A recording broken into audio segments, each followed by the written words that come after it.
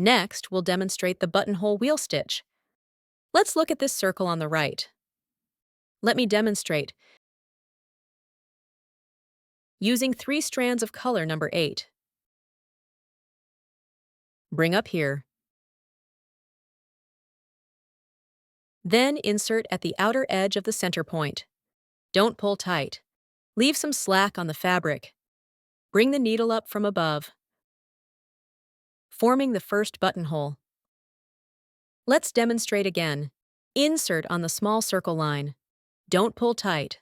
Leave a loop on the fabric. Bring up on the outer line. Pull upward. Let's demonstrate once more. Insert. Bring up at the outer edge. Don't pull too tight. Always bring up on the outer line. Stitches should link together. This creates a chain-linked pattern.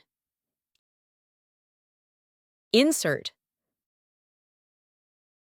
For this small center circle, we can add French knots as accents, making the pattern richer. Move the needle to bring up at the center. Left hand holds the thread. Right hand holds the needle. Wrap the thread twice around the needle. Insert toward the center point. Pull downward. Pull slowly. The right pattern is now complete. Let's look at the finished result. Now let's look at this flower pattern in the middle. It looks a bit more difficult, but uses the same steps as the right one. Just a different pattern. Let me demonstrate using 3 strands of color number 4. Again, bring up at the outer edge. Insert at the middle circle's outer edge. Don't pull tight. Bring up roughly at the middle point. Pull upward, forming a buttonhole loop. Adjust according to the pattern's changes, creating high and low variations. This creates the flower shape. Insert the last stitch here. Move the needle to the center on the back. Add French knots as accents.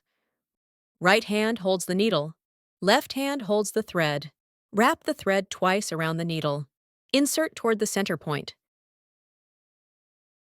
We can add several more. Try to fill the middle circle. This creates a more beautiful pattern. This buttonhole wheel stitch is complete. Let's look at the finished result.